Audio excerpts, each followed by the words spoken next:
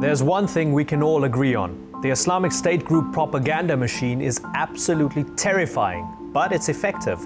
As we speak, their media center is producing slick, multilingual, Hollywood-esque videos and distributing them on social media platforms like Facebook, Twitter, and Tumblr. Their recorded beheadings and mass slaughters are too many to ignore.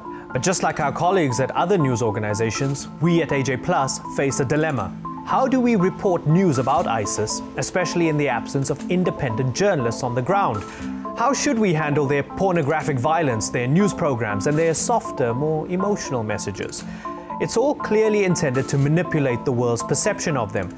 Should we rebroadcast it on our platforms? Should we ignore it and refuse to engage with it altogether? If this is our generation's information war, how do we win? Where as journalists do we position ourselves on that battlefield? Propaganda in wartime is nothing new. It's used to strike fear in the hearts of enemies and break down their will to fight. It also maintains unity and goodwill among allies banded together for a common goal. The Nazis were experts at it. So are the Russians, the Israelis, the Chinese, and the Americans. On weapons of mass destruction. The list goes on. But the tactics of modern propaganda have changed, even in just the last few years. It wasn't too long ago that Osama bin Laden had to find a middleman to deliver his grainy VHS tapes from his cave to a media outlet willing to broadcast his messages. Even then, journalists ultimately decided what was or wasn't shared with the world. But that isn't up to us anymore. Social media has democratized the spread of information. Anyone, anywhere, can post a message.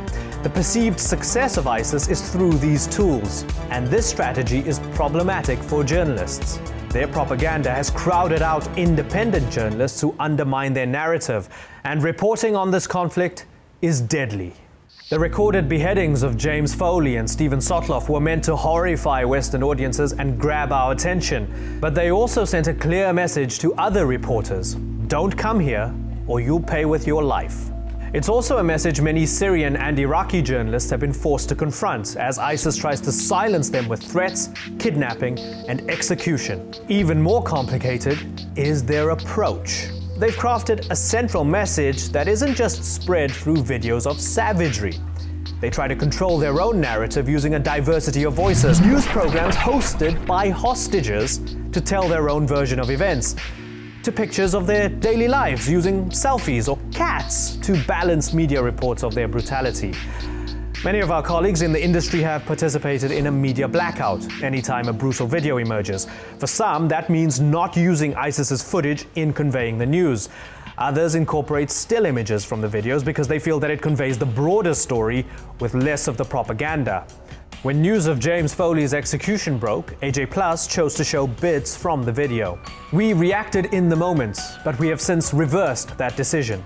I think we became aware of the terrible theatricality of what ISIS was doing with their video, and that with each successive offering, we drew back. And I think now we're very comfortable with talking about it, but without being part of this kind of theatrical presentation.